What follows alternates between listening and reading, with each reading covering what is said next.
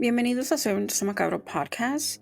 Yo soy Dean, and today we will cover a case that happened in Pueblo Nuevo, Colima, Mexico. On February 9th, 2023, 63-year-old Maria del Carmen was taken from her home in Pueblo Nuevo, Colima, in broad daylight. What followed was a chilling silence, broken only by ransom calls and a family's unwavering determination to bring her home. Her disappearance sparked a cross-border search filled with questions, heartbreak, and uncertainty. What happened that day? Who took her? And why did they target her? This is the tragic disappearance of María del Carmen López. Advertencia: la información de este caso puede ser desencadenante para algunos. Tenga en cuenta que algunos de estos casos pueden involucrar menores de edad, abuso, violación o violencia. Escuchen con precaución. Warning: the information on this case can be triggering to some. Please be advised that some of these cases may involve children, abuse, rape, and violence. Listen with caution.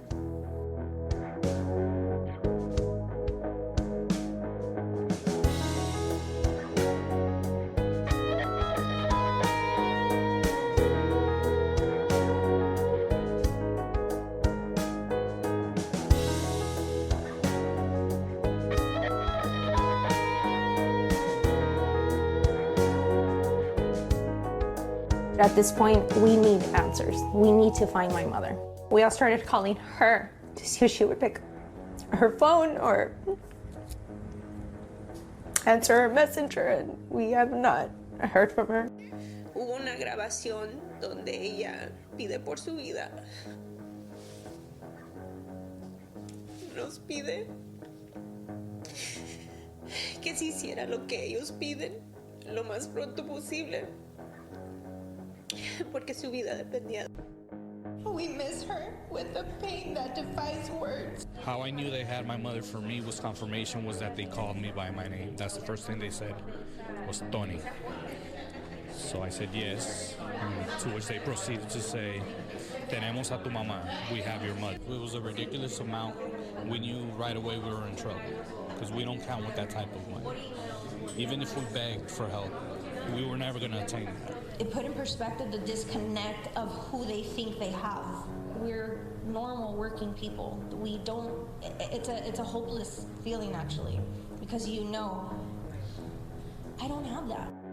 María del Carmen López was a 63-year-old dual citizen from the U.S. and Mexico who dreamt of living the rest of her life and enjoying the rest of her retirement in Colima, Mexico. According to her daughter, Sonia Lopez, she lived in Colima for 10 years, and she would come back and forth from Colima to Southern California to visit her children, her grandchildren, her great-grandchildren, family members, and as well as friends that lived in Southern California. Sonia told KTLA News, quote, "In her we find strength, love, and boundless compassion. She possesses beauty that transcends the superficial, radiating from the depths of her soul and touching everyone who is fortunate enough to cross her path. Our world is falling apart without her light." On February 9th, 2023, it was just another normal, regular day for Maria del Carmen,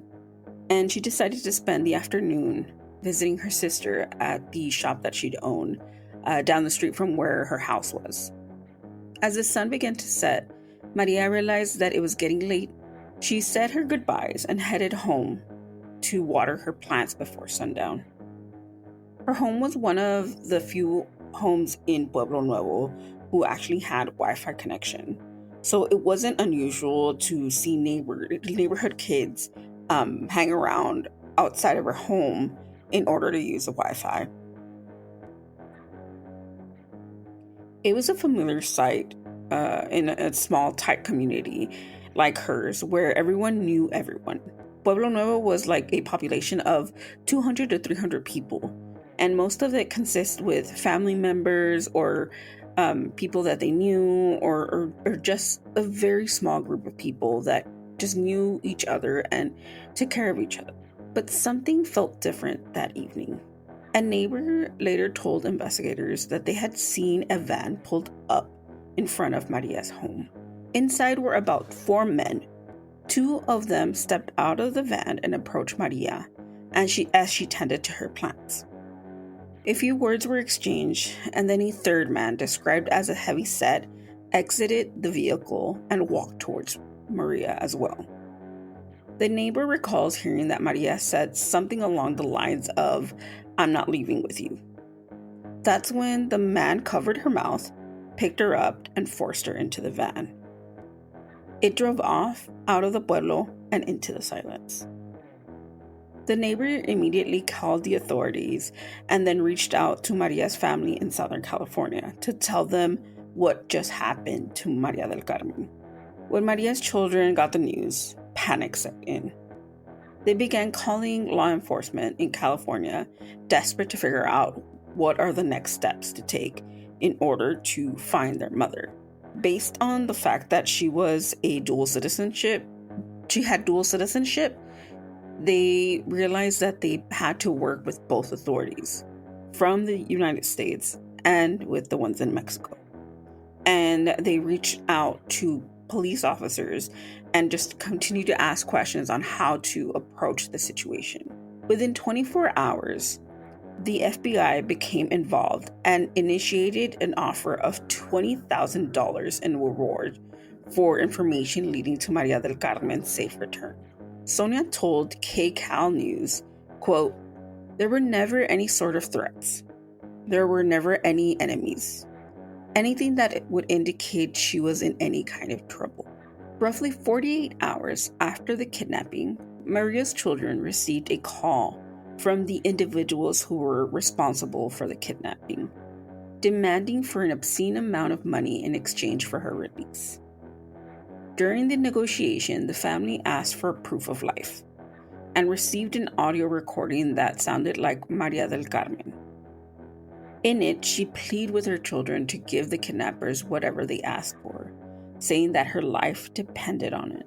When they explained that they didn't have the 6-figure ransom that they are asking for Maria del Carmen, the calls automatically stopped.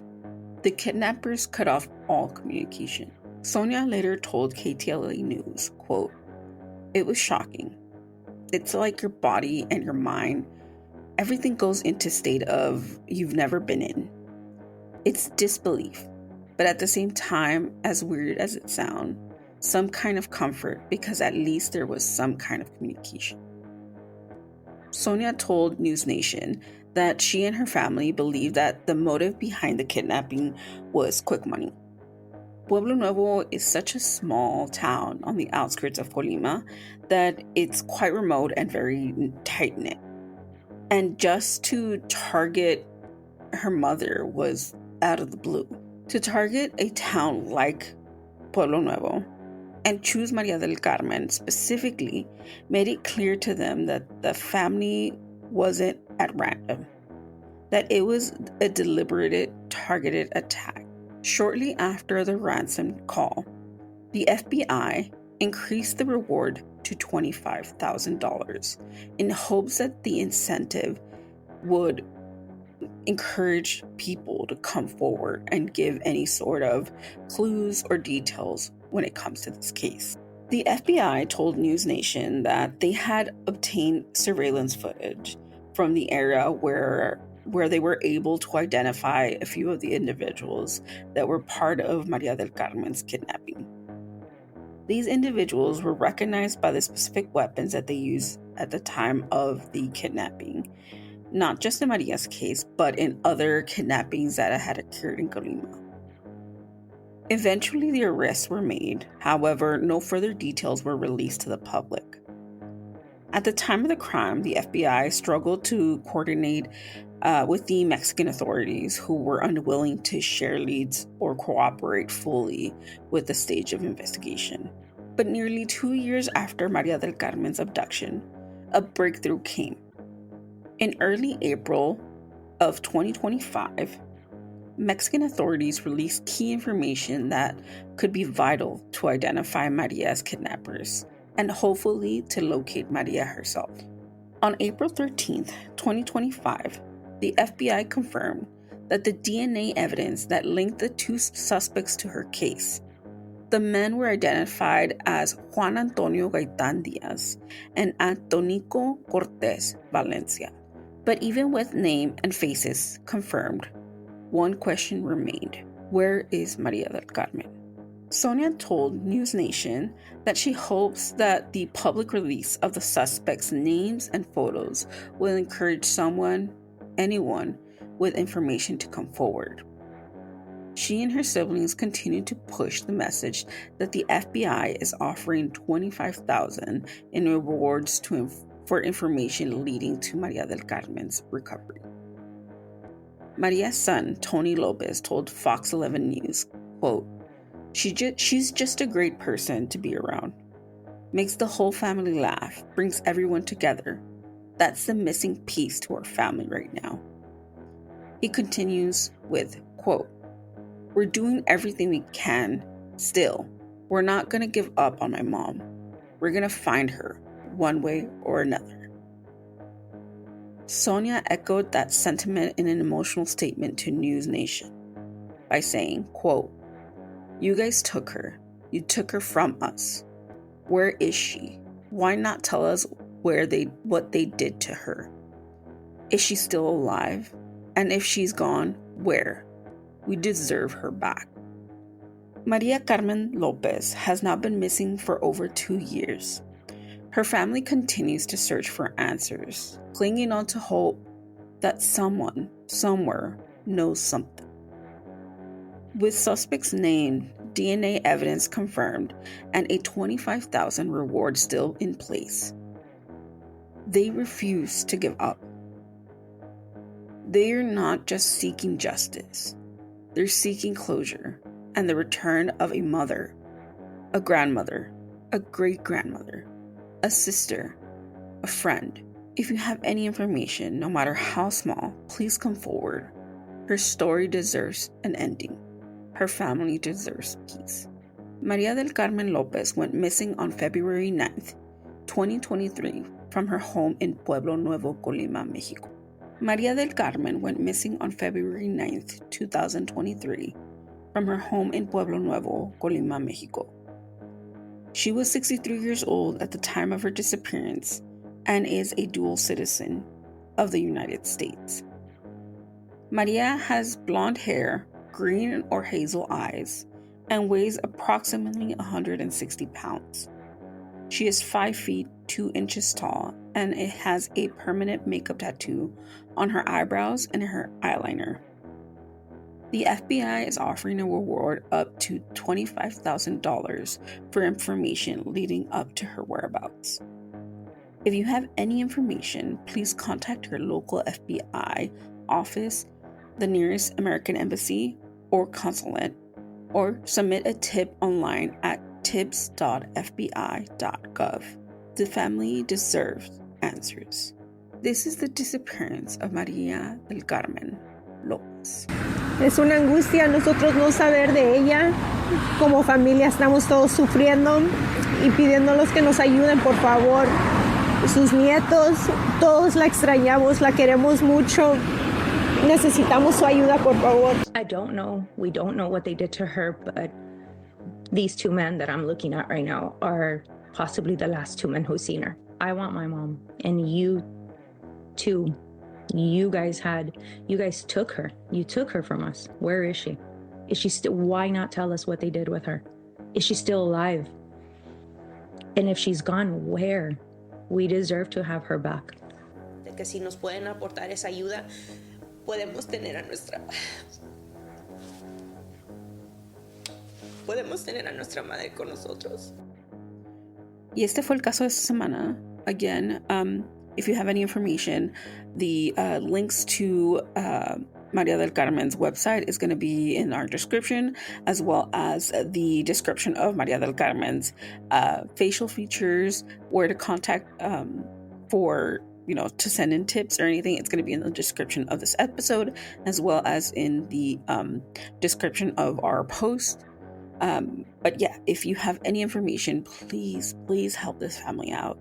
I actually, while doing research for this case, I realized that I grew up in the same city that Maria del Carmen's children and, great grandchildren currently live in.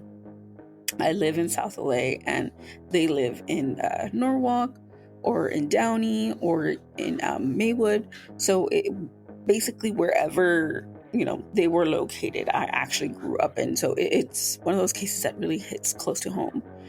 Even though, I didn't hear much about her case in the last couple of years, I still feel like I have this close connection to these cases, especially when they're so close to where I grew up. So, if anything, if you have any information, any details on the whereabouts of Maria del Carmen, or, somebody somewhere has to know something, these people lived in Colima, so, their faces are out there, their names are out there, and these people must have said something. So again, if you have any information or if you want to share any information that we've shared within this episode, it's going to be in the description of this episode as well as in our Instagram. And we're going to link Maria del Carmen's website on our link tree. So if you click the link in our bio, their website's going to be featured on our link tree, where you can, keep constant updates on this case through their website. And if there's any updates, we will, make a post, make a video to update you guys on Maria del Carmen's case. But I'm glad that the names were finally released and their faces are out there and their names are out there, because hopefully this brings, a little bit of momentum back into the case, because I know that this family truly, truly deserves that. But yeah. If you want to comment on this case or talk further into detail about this case, our comment sections are open. You can find us on our social media platforms at Twitter, on Instagram, on TikTok, on Blue Sky. Forgetting something. Is that Instagram, TikTok, Twitter, or X as it's now, Blue Sky. I feel like I'm forgetting another platform. I'm probably forgetting a platform, but you can find us at SVSM_podcast, or you can go on our Facebook, just type in Silencio Macabro Podcast, and our podcast page should pop up. Give us a like, follow us, leave us a comment, and we would reply to you. We also have a YouTube page where we upload the video portion of these episodes. Just type in Silencio Macabro Podcast or at SVSM _ on the search bar, and our YouTube channel should pop up. We would really appreciate it if you subscribe to their channel, because it helps us a lot and it makes our channel grow and give a platform to these cases, as well as the friends, the family, and anybody who feels connected to these cases, a place to, share the information, share any news when it comes to these victims, as well as any updates in regards to their cases. But if you want to listen to the rest of the 141 episodes, you can listen to them on our Spotify, Apple Podcasts, Amazon Music, or wherever you stream podcasts. Just type in Silencio Macabro Podcast on the search bar and we should pop up, and you can listen to the rest of our 141 episodes there. And yeah, if you can, subscribe to our, follow us or subscribe or like, I don't really can keep up on what you need to do in order to keep our podcast in your constant downloads.